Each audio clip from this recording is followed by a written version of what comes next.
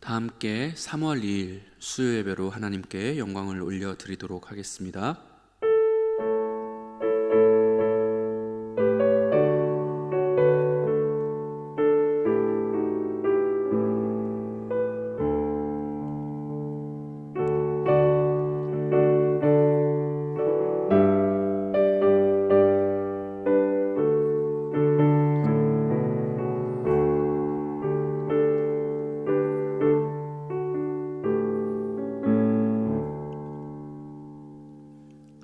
사랑이 많으신 하나님 아버지, 오늘도 하나님 앞에 3일 밤 예배로 영광을 올려드리게 하시니 감사를 드립니다. 여전히 우리가 코로나 오미크론에 의하여 하나님 앞에 함께 모여 예배하지 못하고 있는 날들이 이어지고 있습니다. 하나님, 우리에게 속히 예배 회복의 날 허락하여 주셔서 하나님 앞에 나와 마음껏 찬양하며 성도들과 함께 교제하며 예배 드릴 수 있도록 도와주시옵소서. 사랑이 많으신 예수님 이름으로 기도드립니다. 아멘. 다 함께 사도신경으로 신앙 고백하도록 하겠습니다. 전능하사 천지를 만드신 하나님 아버지를 내가 믿사오며 그 외아들 우리 주 예수 그리스도를 믿사오니 이는 성령으로 잉태하사 동정녀 마리아에게 나시고 본디오 빌라도에게 고난을 받으사 십자가에 못 박혀 죽으시고 장사한 지 사흘 만에 죽은 자 가운데서 다시 살아나시며 하늘에 오르사 전능하신 하나님 우편에 앉아 계시다가 저리로서 산자와 죽은 자를 심판하러 오시리라.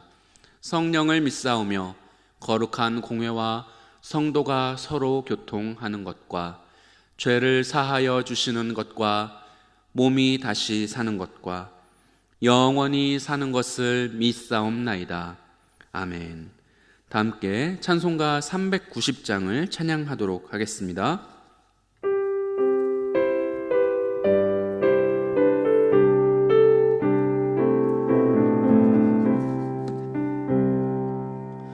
예수가 거느리시니 즐겁고 평안하구나. 주야에 자고 깨는 것 예수가 거느리시네. 주날 항상 돌보시고 날 친히 거느리시네.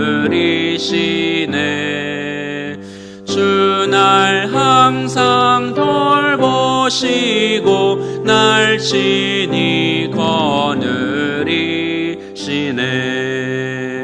때때로 괴로움 당하면 때때로 기쁨 누리네. 풍파 중에 지키시고 평안히 인도하시네. 주날 항상 돌보시고 날 친히 거느리시네. 주날 항상 돌보시고 날 친히 거느리시네. 내 주의 손을 붙잡고 천국에 올라가겠네. 괴로우나 즐거우나 예수가 거느리시네.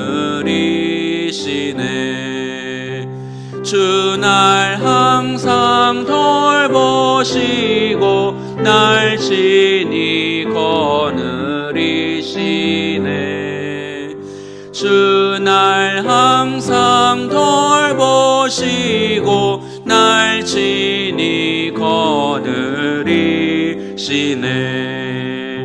이 세상 이별할 때에 예 권세 이기네.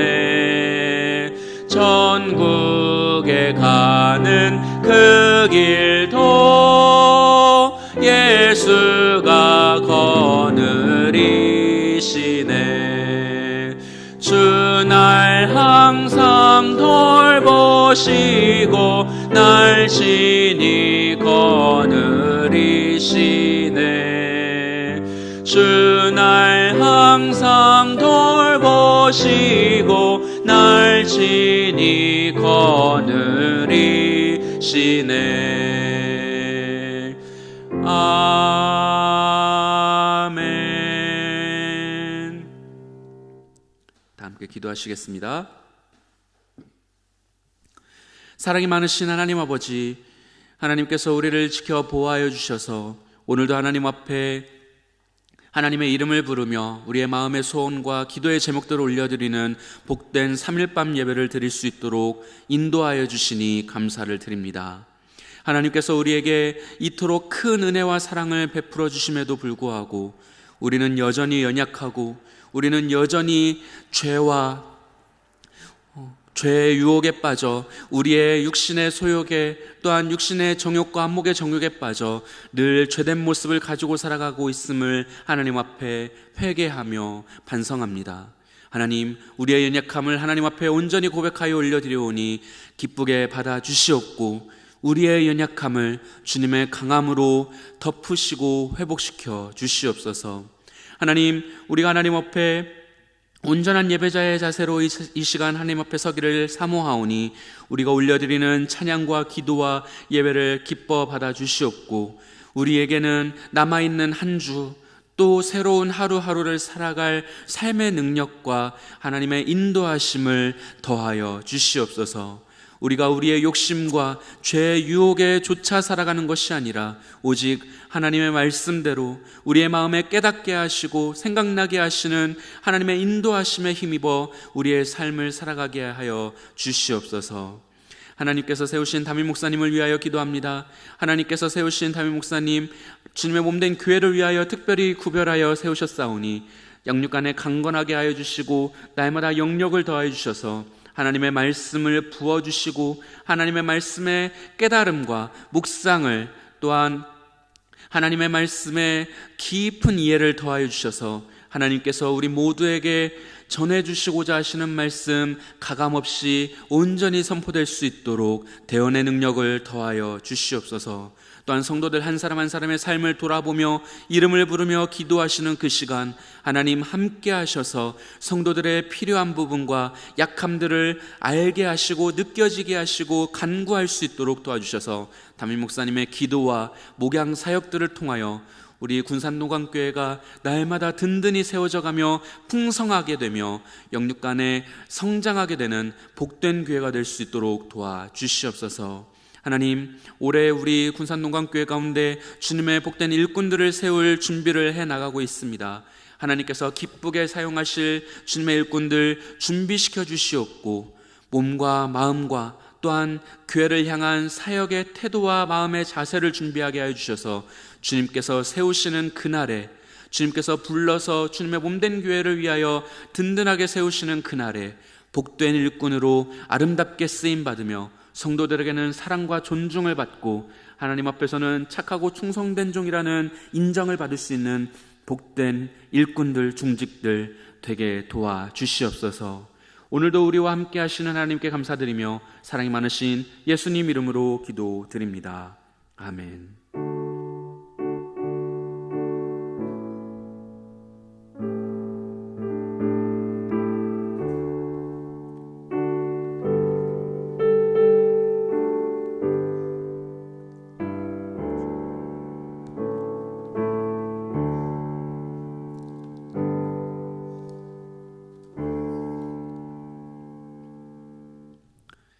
오늘 우리에게 주시는 하나님의 말씀은 창세기 21장입니다. 창세기 21장 6절부터 16절까지의 말씀입니다. 구약성경 26쪽에 있는 창세기 21장 6절부터 16절까지의 말씀입니다. 봉독해 드리도록 하겠습니다. 사라가 이르되 하나님이 나를 웃게 하시니 듣는 자가 다 나와 함께 웃으리로다. 또 이르되 사라가 자식들을 젖먹이겠다고 누가 아브라함에게 말하였으리오마는 아브라함의 노경에 내가 아들을 낳았도다 하니라. 아이가 자라매 젖을 때고 이삭이 젖을 때는 날에 아브라함이 큰 잔치를 베풀었더라. 사라가 본즉 아브라함의 아들 애굽 여인 하갈의 아들이 이삭을 놀리는지라. 그가 아브라함에게 이르되 이 여종과 그 아들을 내쫓으라. 이 종의 아들은 내 아들 이삭과 함께 기업을 얻지 못하리라 하므로 아브라함이 그의 아들로 말미암아 그 일이 매우 근심이 되었더니 하나님이 아브라함에게 이르시되 내 아이나 내 여종으로 말미암아 근심하지 말고 사라가 내게 이른 말을 다 들으라. 이삭에게서 나는 자라야 내 씨라 부를 것임이니라. 그러나 여종의 아들도 내 씨니 내가 그로 한 민족을 이루게 하리라 하신지라. 아브라함이 아침에 일찍이 일어나 떡과 물 한 가죽부대를 가져다가 하갈의 어깨에 메워주고 그 아이를 데리고 가게 하니 하갈이 나가서 브엘세바 광야에서 방황하더니 가죽부대의 물이 떨어진지라. 그 자식을 관목덤불 아래에 두고 이르되 아이가 죽는 것을 참아 보지 못하겠다 하고 화살 한바탕 거리 떨어져 마주 앉아 바라보며 소리내어 우니. 아멘. 오늘 우리가 읽으신 말씀을 바탕으로 중심으로 빛과 어둠이라는 제목의 말씀 함께 나눠보도록 하겠습니다. 교회에서 수련회나 각종 모임 또는 훈련 사역 같은 것들을 좀 진행을 하다 보면 참 의외로 별것 아닌데 어려운 시간들이 반드시 있습니다. 특별하게 어려운 일은 아닌데 진행을 하다 보면 진행자의 입장에서 이거는 참 어렵구나 라고 느껴지는 순간들이 있다는 것입니다. 다름 아니라 모든 모임의 첫 모임, 첫 시간이 바로 그렇습니다.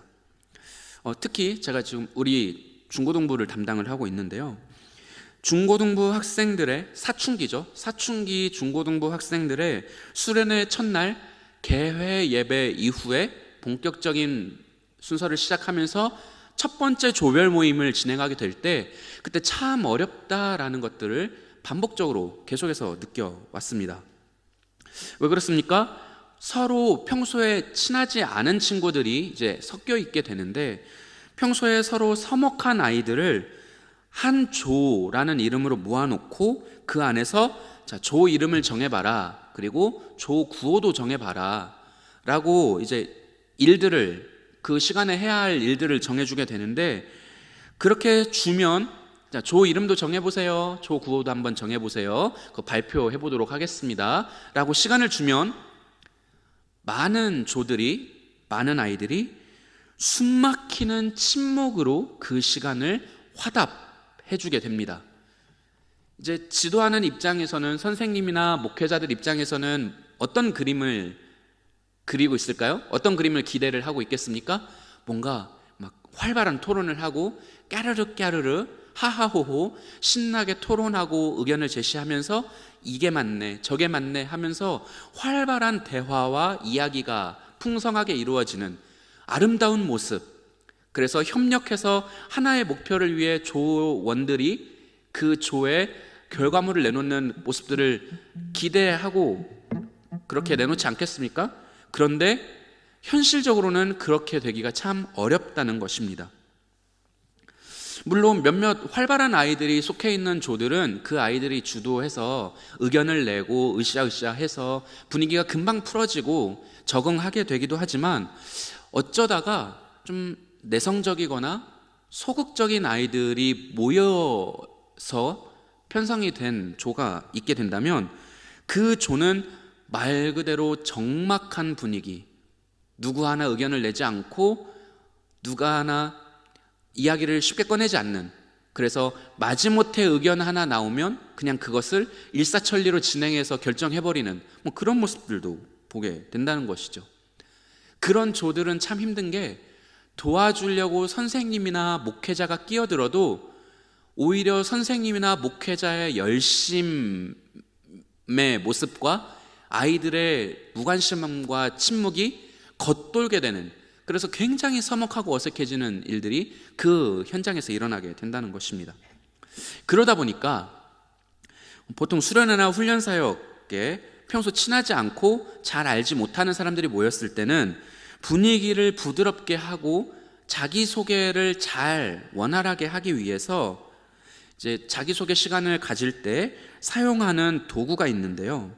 바로 인생 그래프라는 것입니다. 인생 그래프. 그러니까 내 인생이 태어나서부터 어떤 아동기, 청소년기, 청년기, 대학 청년기, 이렇게 장년기 이렇게 있다면 이제 우리 청소년들은 조금 더 이걸 앞쪽에서 잘게 해놨겠죠. 초등학생 때, 중학생 때, 몇 학년 때 이런 식으로.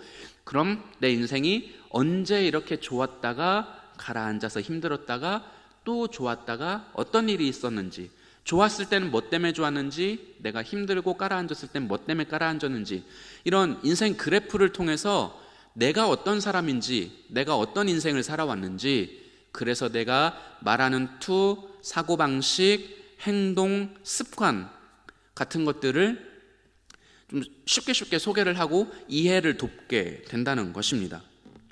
이 인생 그래프를 통해서 여러 사람의 이야기를 듣다 보면 지금 보기에는 굉장히 화려해 보이고 멋져 보이고 부족함이 없어 보이는 사람도 과거에는 그래프가 땅 끝까지, 정말 끝도 없이 땅 끝까지 내려가서 한없이 힘들고 미래의 소망을 전혀 발견할 수 없었던 시간들도 있었다라는 것을 알게 된다는 것입니다.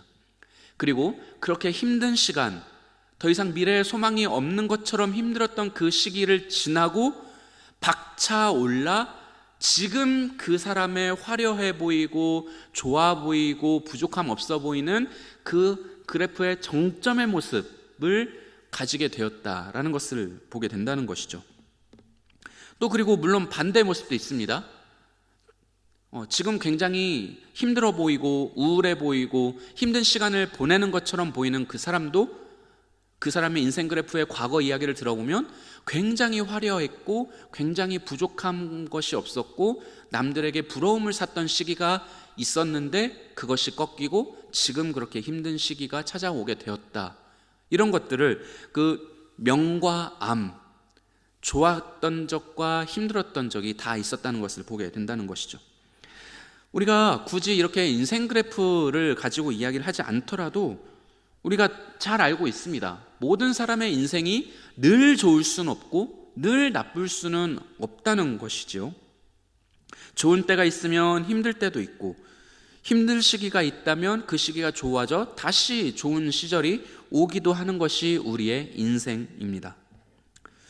내가 세상의 중심이고 세상의 주인공인 것 같은 그런 행복한 날들도 있는 반면에 세상의 모든 슬픔과 고통이 나에게만 이런 일이 일어나는 것 같은 고난의 시절들도 오게 된다는 것이죠. 이렇게 요동치는 인생, 업다운이 있는 요동치는 인생을 살아가는 우리가 우리의 삶을 대하는 태도가 어때야 하겠는가를 오늘 말씀을 통해서 함께 살펴보도록 하겠습니다. 오늘 우리가 읽은 본문 말씀, 이 본문 말씀에는 행복과 절망, 그리고 행복과 슬픔, 기쁨과 절망, 좌절을 겪고 있는 두 사람의 어머니가 등장하고 있습니다. 오늘 말씀 6절과 16절을 이어서 두 절을 보도록 하겠습니다. 먼저 6절입니다. 사라가 이르되 하나님이 나를 웃게 하시니 듣는 자가 다 나와 함께 웃으리로다. 16절입니다. 이르되 아이가 죽는 것을 차마 보지 못하겠다 하고 화살 한바탕 거리 떨어져 마주 앉아 바라보며 소리내어 우니. 아멘. 한 사람의 어머니는 웃음이라는 이름의 아이 이삭을 낳고 인생에서 가장 행복한 순간을 보내고 있습니다. 그 여인은 사라입니다. 그리고 또 한 사람의 어머니는 아들인 이스마엘이 사막에서 물이 떨어져 말라 죽어가는 것을 지켜볼 수밖에 없는 안타까운 하갈입니다. 한 사람은 이 세상에서 그 무엇과도 바꿀 수 없는, 비교할 수 없는 기쁨을 누리고 있고, 또 한 사람은 무슨 대가를 치르더라도 바꿀 수만 있다면 바꾸고 싶은 절망적인 상황에 처해 있다는 것입니다. 이 두 사람의 기쁨과 슬픔은 서로 연결되어 있다는 것이 참 아이러니한 일이라고 생각할 수가 있다는 것이죠. 그리고 오늘은 사라가 웃고 있고 하갈이 울고 있지만 불과 몇 년 전에는 완전히 정반대의 상황이 있었습니다. 창세기 16장 4절 말씀입니다. 아브라함이 하갈과 동침하였더니 하갈이 임신하매 그가 자기의 임신함을 알고 그의 여주인을 멸시한지라. 아멘. 사레의 몸종으로서 사레의 손으로 아브라함의 첩이 되었던 하갈은 자신이 주인 어른의 아이를 임신한 것을 알고 인생 역전의 꿈을 꾸게 되었습니다. 노예였고 종이었던 하갈에게 인생 역전의 기회가 찾아오게 된 것이죠.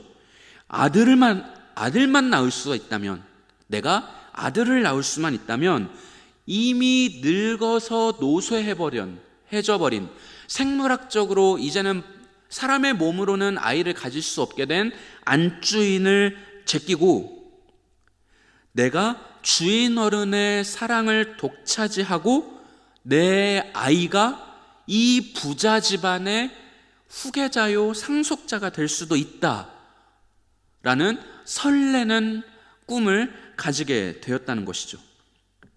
그러나 반대로 사레의 입장은 어떻습니까? 자기가 자기 손으로 남편에게 첩으로 들어앉힌 새파랗게 어린 여종에게 멸시를 당하고 있습니다. 아이를 낳지 못한, 그래서 내가 내 손으로 첩을 들일 수밖에 없었던 비참한 나, 그런데 그 새파랗게 어린아이에게 멸시와 조롱을 당하고 있는 나의 모습이 얼마나 비참했겠느냐는 것입니다. 정말 뼈에 사무치도록 비참했을 것입니다. 한을 품게 되었을 것이죠. 이렇게 사라와 하갈의 기쁨과 슬픔은 하나로 연결되어 있었습니다. 어느 한 사람이 기쁘면 어느 한 사람은 깊은 슬픔에 빠질 수밖에 없는 마치 시소와 같은 그런 사이에 있었다는 것입니다. 문제는, 정말 안타까운 것은 어떤 한 사람이 기쁘면 기쁠수록 반대편에 있는 사람은 절망감이 클 수밖에 없었다는 것입니다. 한 사람이 기쁠수록 더 슬픈 안타까운 상황에 두 사람이 놓여 있었다는 것이죠. 이 두 사람은 내가 살기 위해서, 그리고 내가 행복하기 위해서 다른 한 사람을 슬픔의 구렁텅이로 밀어 넣어야만 하는 것처럼 보였다는 것입니다. 그런데 정말 그랬을까요? 모든 인생을 순간순간, 때마다 기쁨과 슬픔이 요동치는 우리의 인생에서 과연 하나님은 내가 기쁘기 위하여 다른 사람을 슬픔에 빠뜨리는 것을 기뻐하시겠습니까? 이 기쁨과 슬픔이 계속해서 요동치는데, 계속해서 교차하는데 내가 기쁨으로 올라가야 할 그때마다 다른 사람들을 슬픔에 밀어 넣어야 하겠느냐는 것입니다. 사라와 하갈은 그런 이전 투구, 진흙탕 싸움을 하고 있었다는 것이죠. 그렇다면 우리가 하나님 앞에서 성도로서 이 기쁨과 슬픔이 요동치는 빛과 어둠의 인생의 환경을, 터널을 통과하는 우리가 어떻게 살아가기를 하나님께서는 바라고 계시겠는가 한번 살펴보도록 하겠습니다. 첫 번째, 기쁨의 날에 넉넉한 마음을 가져야만 합니다. 사라와 하갈은 각자 자신의 기쁨의 순간에 상대방에게, 서로에게 너무나 큰 상처를 입히고 말았습니다. 하갈은 자신의 기쁨의 순간에 사라를 멸시했으며 사라는 하갈과 이스마엘을 사막으로 내어 쫓아내게 되었습니다. 자신의 기쁨에 취해서 상대방이 어떤 처지에 처하게 되었는가, 내 기쁨에 취한 나의 선택과 행동이 상대방에게 어떤 어려움을 안겨주게 되었고, 그 사람은 그로 인해 어떤 선택과 어떤 결정들, 앞으로 어떤 이후의 삶을 살아가게 되는가를 고려하지 않았다는 것입니다. 하갈은 안주인인 사라를 멸시하였기 때문에 오히려 학대를 당했습니다. 자신이 잉태한 이 아이가 이 집 안에서 환영받지 못하는 아이로 태어날 환경을 본인이 만들어버렸다는 겁니다. 임신을 해서 기뻤고 이 아이가 축복받는 아이가 될 수 있었음에도 불구하고 안주인이었던 사라를 멸시해버림으로써 내가 잉태하고 있는 이 아이가 저 안주인의 눈에 미운 아이, 너무나 꼴보고 싶지 않은 아이, 태어나면서 미움과 저주로 그런 환경에 놓이게 된 아이가 되어버리고 말았다라는 것입니다. 사실상 집안의 유일한 후손이었습니다. 이 시점에 아브람에게 유일한 씨였고 유일한 상속자였다는 것입니다. 아브람의 사랑을 독차지하면서 유복하게 자라날 수 있었던 이스마엘이 하갈 자신의 부주의함으로 말미암아 기쁨에 취해 사라를 멸시함으로 말미암아 천덕꾸러기가 되었습니다. 내 아이가 천덕꾸러기가 되어버렸고 눈칫밥을 먹는 아이가 되어버리고 말았다라는 것입니다. 그로 인해 이스마엘은 집안에서 천덕꾸러기가 되었고 눈칫밥을 먹으면서 환영받지 못하는 아이가 되어버렸기 때문에 자신의 입장, 자신의 어중간한 상태를 늘 의식할 수밖에 없었을 것이고 이후에 이삭이 태어나자 이삭을 향하여 나쁜 마음, 미워하는 마음, 괴롭히고 싶은 마음이 싹틀 수밖에 없었을 것입니다. 이스마엘도 이제 막 자라나는 청소년기 어린아이였는데, 학생쯤 되는 아이였는데 얼마나 그 이삭이 미웠겠습니까? 사라는 하나님의 약속대로 이삭을 낳았습니다. 하나님의 약속대로 태어난 기적의 아이를 품에 품은 사라는 하갈과 이스마엘의 비참한 마음과 절망감에는 관심이 없었습니다. 조금만 생각해보면 사라가 임신하는 것을 알게 된 그 순간부터 하갈과 이스마엘은 이미 패배감과 절망감에 빠져들게 되었을 것이고 저 아이가 과연 아들일 것인가에 늘 관심을 기울이면서 불안한 시간들을 보냈을 것입니다. 그리고 마침내 아들이 태어났을 그때 하갈과 이스마엘은 자신들의 처지를 저주했을지도 모르겠습니다.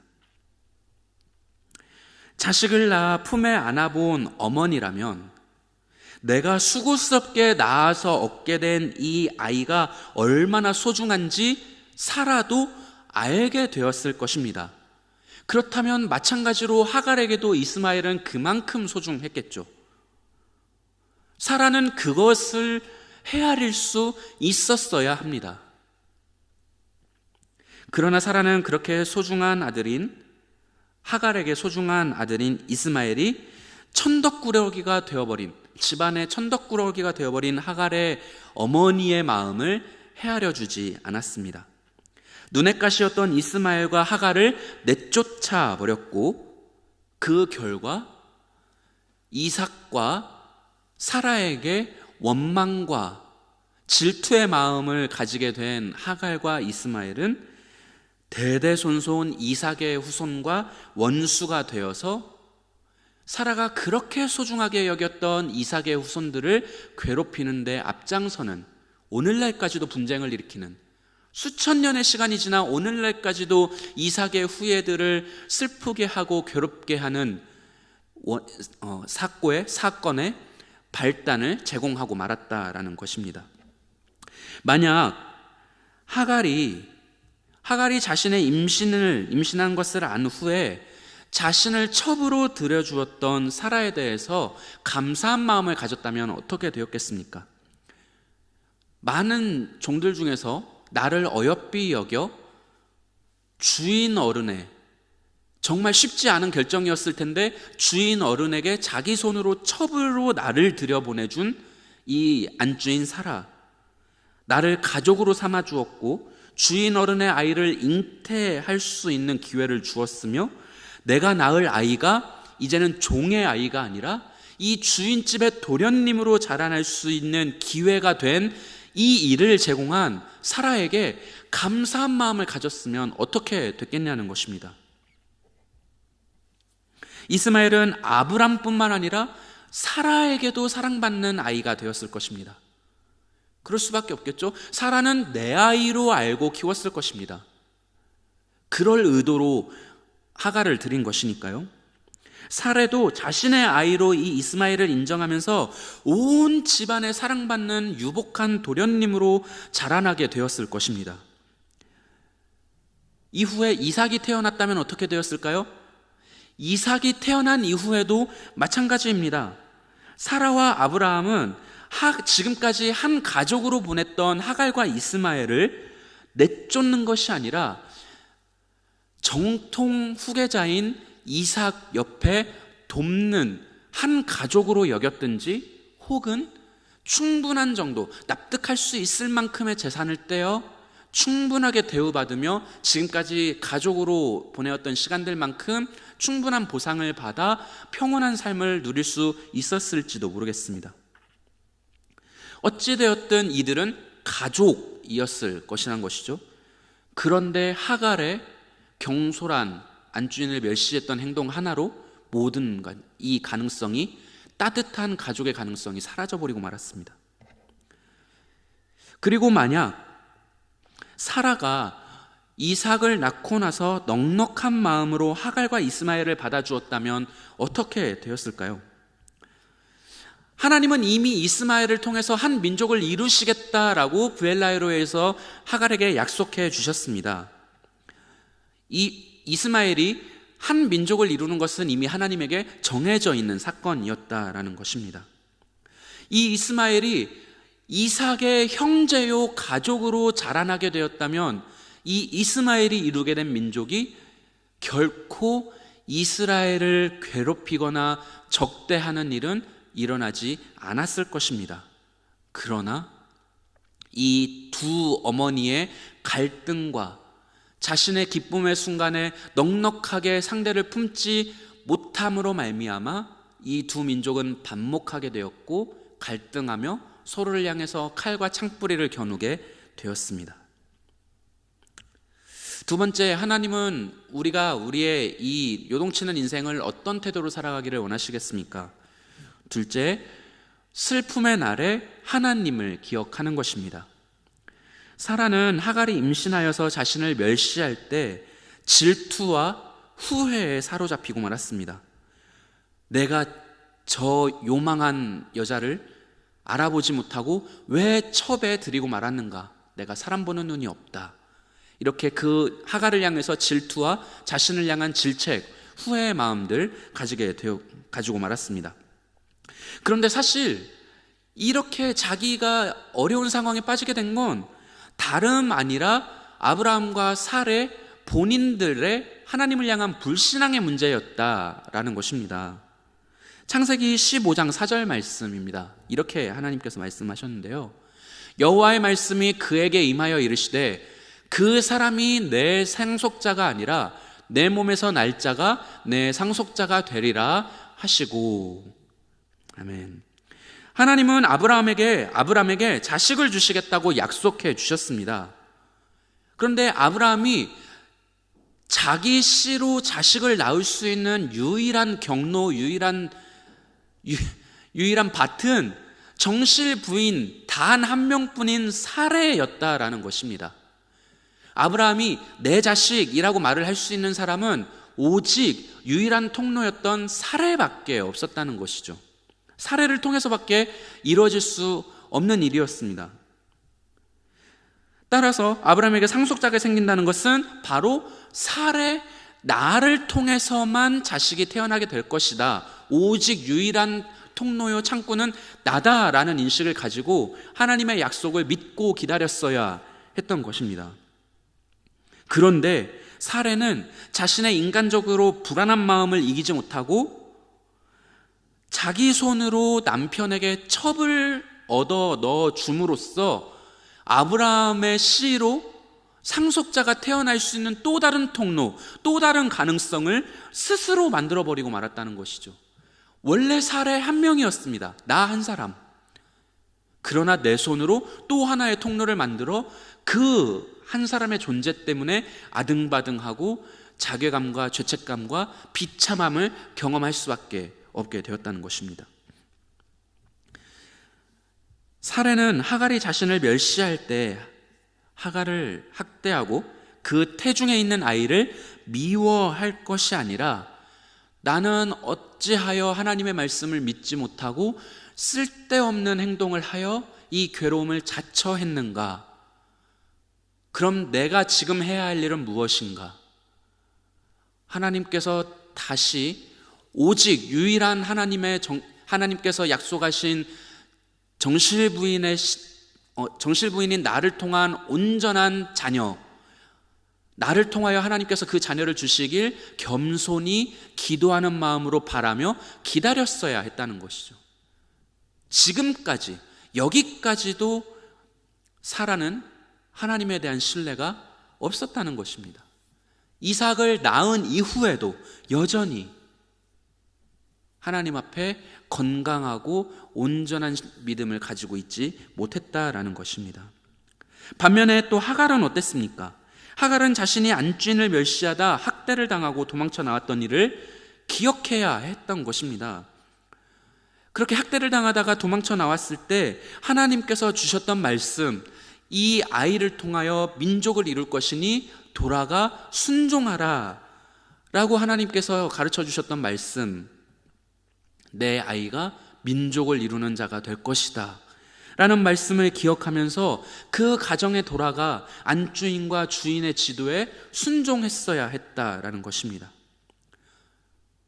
사랑하는 마음으로, 반성하는 마음으로 나를 이 자리에 앉혀준 이 주인 마님의 아이를 갖게 해준 사례에게 감사한 마음으로, 죄송한 마음으로, 그래서 내 아이가 하나님의 말씀대로 정말 훌륭한 한 사람의 민족의 지도자가 될 수 있도록 자중하며 반성했어야 하는데 하갈은 그러지 않았던 것 같습니다.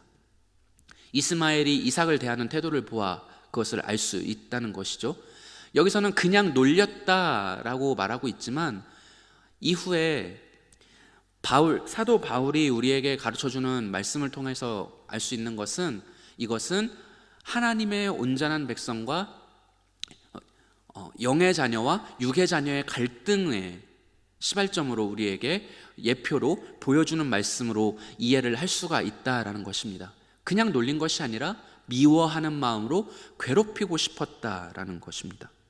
그 마음이 어디서 왔겠습니까? 어머니인 하갈에게서부터 왔다고 생각을 해볼 수가 있다는 것이죠. 하갈은 자신이 임신하여서 힘이 생긴 것 같았습니다. 이 임신한 아이를 무기로 해서 힘으로 삼아 나이가 많고 아이를 낳지 못한 이 안주인을 핍박해도 될 줄 알았습니다. 그런데 사실은 여전히 사례가 더 강한 힘을 가지고 있었습니다. 마찬가지로 14살 정도 더 나이가 많았던 이스마엘은 자신이 이삭을 놀리고 괴롭히면서 내가 더 강하다라고 생각했을 수 있습니다. 그러나 실제로는 이삭이 더 강한 힘을 가지고 있었다라는 것입니다. 하갈과 이스마엘은 이삭을 미워하고 원망할 것이 아니라 브엘라이로이에서 만났던 하나님의 말씀을 기억했어야 했다는 것입니다. 자중하며 겸손히. 이 집안의 정식 상속자는 이삭이니 나는 하나님이 예비하신 민족의 지도자로서의 나의 입지를 다지며 기다리겠다라는 겸손한 마음이 필요했는데 그러지 못했다라는 것입니다.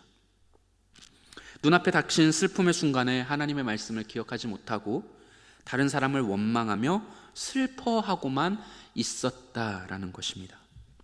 사랑하는 성도 여러분, 전도서에서 전도자는 모든 일에 때가 있다고 가르치고 있습니다. 전도서 3장 4절입니다. 울 때가 있고 웃을 때가 있으며 슬퍼할 때가 있고 춤출 때가 있으며. 웃을 때가 있으면 울 때도 있고 다 울고 나면 다시 춤추며 기뻐할 날도 돌아오게 된다라는 것입니다. 하나님이 만드시고 인도하시는 우리의 인생이 이와 같기 때문에 기쁨과 슬픔을 대하는 우리의 태도가 중요하다라는 것입니다. 사라와 하갈 두 사람은 기쁨과 슬픔에 나에게 너무나 많이 빠져들었다는 것입니다. 기쁨의 날에 기쁨을 나누지 못했고 다른 사람이 기쁘지 못하도록 슬픔의 자리로 오히려 밀어넣는 이기적인 모습을 보이게 되었다는 것입니다. 그러나 이 두 사람의 기쁨과 슬픔은 영원하지 않았습니다. 두 사람의 입장이 정반대로 바뀌기도 하였고, 두 사람은 여전히 살아가면서 슬픔과 괴로움의 날들, 또 다시 즐거움의 일들을 겪어가게 되었다는 것입니다. 자신의 선택에 의한 행동의 결과만이 남아서 자신과 후손들에게 영향을 끼치게 되었습니다. 이렇게 내가 오늘의 기쁨과 오늘의 슬픔에 어떤 선택을 하고 어떤 자세로 살아가느냐가 나뿐만이 아니라 주변에게도 큰 영향을 미치게 된다는 것을 기억해야 하겠습니다. 사랑하는 성도 여러분, 혹시 기쁘고 행복한 시간들을 보내고 계십니까? 지금 그 기쁨을 누리며 주변을 돌아볼 수 있는 넉넉한 마음을 가져야 합니다. 혹시 내 기쁨을 보면서 상대적으로 슬퍼하거나 부러워하는, 마음 아파하는 사람이 있진 않는가 돌아볼 수 있는 넓은 품이 우리에게 있어야 한다는 것입니다. 내가, 우리 청년들이라면 내가, 또는 우리 학생들, 내 자녀가 어느 학교나 직장, 공무원 시험, 어떤 선발 시험에 합격했다면, 내가 합격을 했다면 누군가는 불합격을 했다는 것입니다.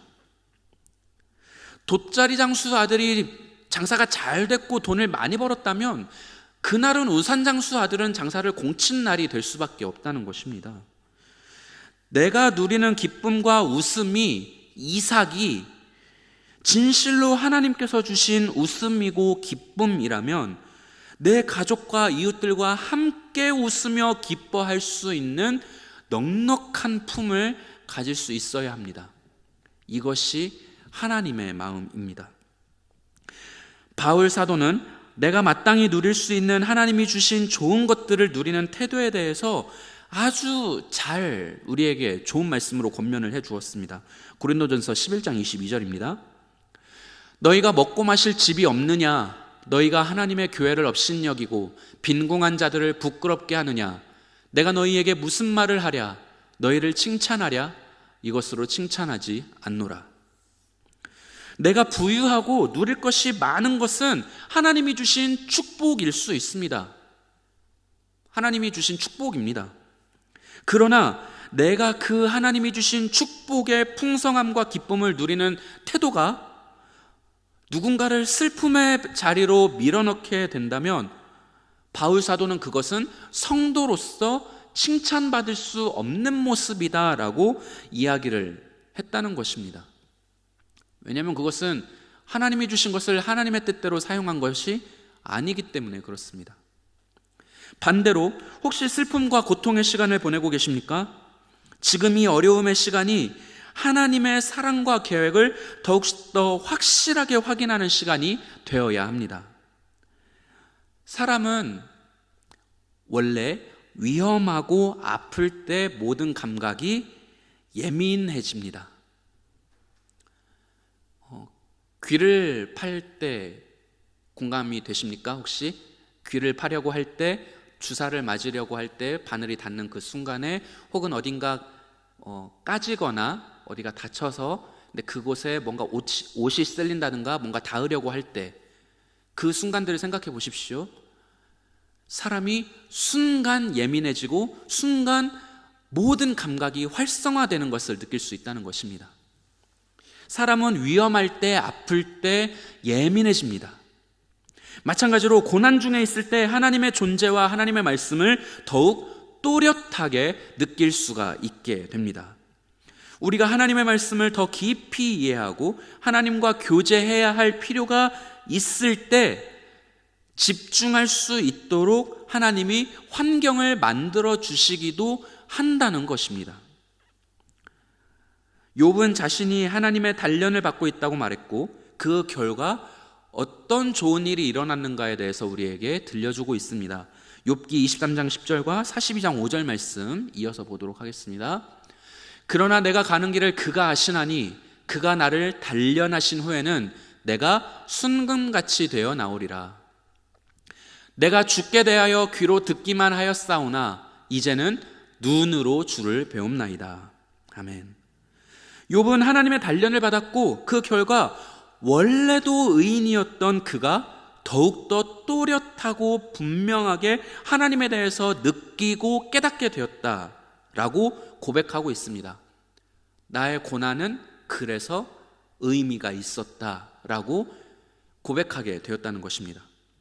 하나님은 하나님의 백성을 이유 없이 고통의 자리에 있게 하는 분이 아닙니다. 우리가 잘 표현하듯 하나님은 우리 아버지이기 때문에 그렇습니다. 자녀가 아파하면 대신 아파주고 싶은 것이 부모이고, 자녀가 위험한 곳에 가려고 할 때 어디라도 붙잡아 끌어내는 것이 부모의 마음입니다. 우리가 까닭 없이 고난과 슬픔의 자리로 들어가고 있다면 어떻게든 그것을 막아주시려고 하는 것이 우리 하나님 아버지라는 것이죠. 하나님은 까닭 없이 우리를 고난의 자리, 슬픔의 자리로 밀어넣지 않으십니다. 그리고 그 고통의 자리에 결코 홀로 두지 않는 분이십니다. 우리의 약함과 고통을 공감하시는 하나님께서 늘 함께 계셔서 하나님의 의도를 깨닫게 하시고 반드시 그 고통의 시간이 끝나고 지나가게 하신다라는 것입니다.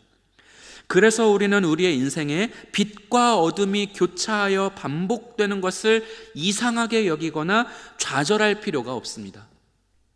왜 나는 이렇게 항상 기쁠 수는 없는 것인가? 왜 나는 늘 이렇게 때때로 슬픔과 고통을 당해야만 하는가? 좌절할 필요가 없다는 것입니다. 기쁨의 날에 나의 기쁨을 과시하거나 남을 업신여겨서는 안 되고, 슬픔의 날에 낙담하여서 절망하거나 다른 사람을 원망할 필요도 없다는 것입니다. 그 모든 순간에 하나님이 우리와 함께 하고 계시기 때문입니다. 마찬가지로 다른 사람의 기쁨의 날들을 바라보면서 그 사람을 부러워하거나 시기할 필요가 없습니다. 진심으로 축하해 주시면 됩니다. 잘 되었습니다. 축하합니다. 나도 함께 기쁩니다. 그렇게 기쁘게 축하하고 축복해 줄 수 있는 저와 여러분이 되었으면 좋겠습니다. 마찬가지로 그리고 다른 사람의 낮아짐과 고통을 조롱하거나 판단해서는 안 됩니다. 우리 인생의 빛과 어둠을 가져다 주시는 분은 하나님이시기 때문에 그렇습니다. 내가 내 인생의 하나님의 뜻을 내 마음대로 조종할 수 없듯 그 사람은 그 사람과 하나님 사이에서 교제의 사건, 하나님의 가르침과 하나님의 깨달음의 일들이 일어나고 있는 것입니다. 그 사람이 힘든 시간을 지내고 있을 때 조롱하거나 판단하거나 정죄해서는 안 되는 것입니다. 어떻게 해야 할까요? 지켜봐 주는 것입니다. 함께 아파하고 슬퍼해주고 위로하고 격려하면서 지켜봐 주는 것입니다. 그리고 그가 그 어려움의 시간을 하나님과 함께 극복하고 일어나 다시 기쁘고 행복한 순간을 만끽하고 있을 그때 그의 기쁨을 내가 그럴 줄 알았다. 하나님이 너를 회복시켜 주실 줄 알았다. 너와 함께 하시는 하나님께 나도 참 감사하다. 함께 기뻐하고 함께 즐거워해 줄 수 있는 넉넉한 마음을 가지실 수 있는 저와 여러분 되기를 주님의 이름으로 부탁을 드립니다. 기도하겠습니다. 사랑이 많으신 하나님 아버지, 사라와 하갈은 오늘날 우리의 모습과 같이 안타까운 어리석은 성급한 모습들을 가지고 있었습니다. 너무 기뻐서 나의 기쁨에 빠져 안타까운 상황에 처해 있는 사람을 돌아보지 못했고, 내가 슬프고 힘들 때에는 하나님을 찾지 못했습니다. 하나님, 우리가 기쁘고 슬픔의 시간들, 빛과 어두움의 시간들을 교차하며 살아갈 때 늘 우리와 함께 하시는 이가 오직 하나님이시고 그 하나님이 우리를 사랑하시는 아버지라는 것을 기억하면서 하나님 앞에 겸손하고 넉넉한 마음을 가지고 좌절하거나 낙담하거나 하나님을 향하여 원망의 말들을 품는 것이 아니라 늘 감사와 사랑과 찬양의 입술을 가질 수 있는 우리가 되도록 도와주시옵소서. 사랑이 많으신 예수님 이름으로 기도드립니다. 아멘. 찬송가 418장을 함께 찬양하도록 하겠습니다.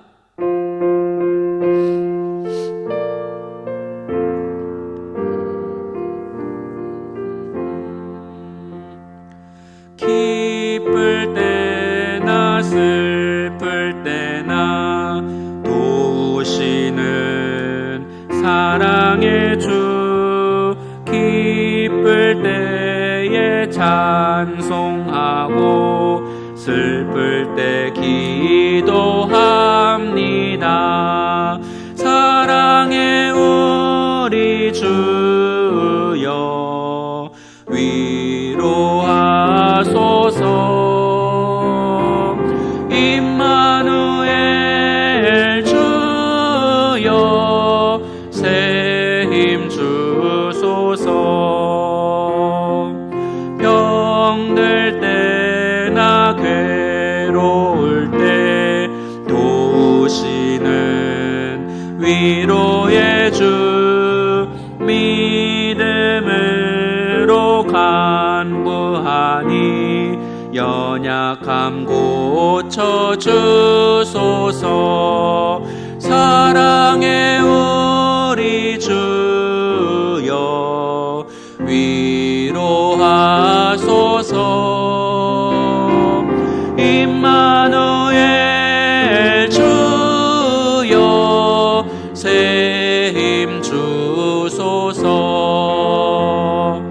바쁠 때나 고달플 때 도우시는 능력의 주, 힘이 없고 지칠 때에 내 손을 잡아주소서.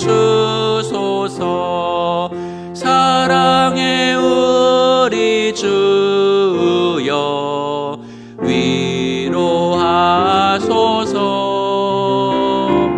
임마누엘 주여 새 힘 주소서.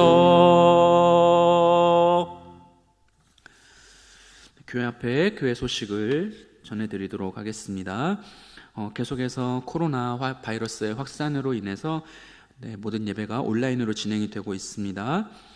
새벽 예배는 홈페이지에서 새벽 묵상지로 진행이 되고 있습니다. 홈페이지에서 확인을 해주시면 감사하겠습니다. 임직 후보 대상자 주보와 홈페이지를 참고해 주시면 감사하겠습니다. 학습 세례 신청 받고 있습니다. 사무실로 문의해 주시면 감사하겠습니다. 성경 필사 제출해 주시면 감사하겠습니다. 레위기 성경 필사를 제출해 주시면 감사하겠습니다. 방송실에서 음향과 영상으로 섬길 봉사자를 모집하고 있습니다. 윤중근 목사님께 문의해 주시면 감사하겠습니다. 토요학교 신청 계속해서 받고 있습니다. 예꿈학교, 예담학교, 유아, 초등학생 그리고 중고등 청소년 과정 모집을 하고 있습니다. 훈련사역과 구역해강 추후 공지하도록 하겠습니다. 훈련사역 신청은 계속해서 받고 있습니다. 사무실에 전화로 문의해 주시면 감사하겠습니다. 헌금은 온라인으로 주보와 홈페이지의 계좌번호를 확인해 주시고 양식에 맞추어 입금으로 헌금해 주시면 감사하겠습니다. 함께 주기도문으로 예배를 마치도록 하겠습니다. 하늘에 계신 우리 아버지여, 이름이 거룩히 여김을 받으시오며 나라의 임하옵시며 뜻이 하늘에서 이룬 것 같이 땅에서도 이루어지이다. 오늘날 우리에게 일용할 양식을 주옵시고 우리가 우리에게 죄 지은 자를 사하여 준 것 같이 우리 죄를 사하여 주옵시고 우리를 시험에 들게 하지 마옵시고 다만 악에서 구하옵소서. 대개 나라와 권세와 영광이 아버지께 영원히 있사옵나이다. 아멘.